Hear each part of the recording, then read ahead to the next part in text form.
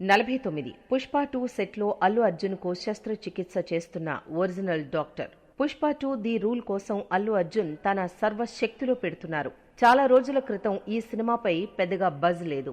తాజా పరిణామాల వల్ల ఈ సినిమాపై చాలా మందికి అనుమానం కూడా ఉంది. ఇదంతా పక్కన పెడితే గత 2 రోజులుగా అల్లు అర్జున్ కు చికిత్స చేస్తున్నారు.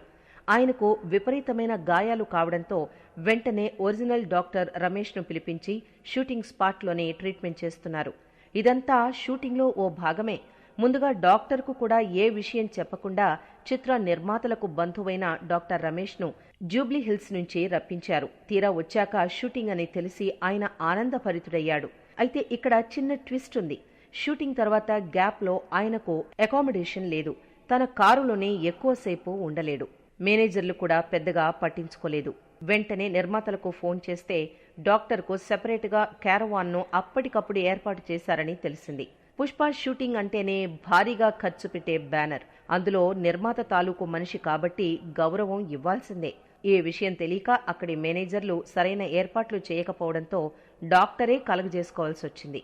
ఏదేమైనా ఇంకా 2 రోజుల పాటు ఆ డాక్టర్ వర్క్ ఉంటుందట. ఇప్పటికే దాదాపు పూర్తయి ఇంకోవైపు పోస్ట్ ప్రొడక్షన్ పనులు జరుగుతున్నాయి.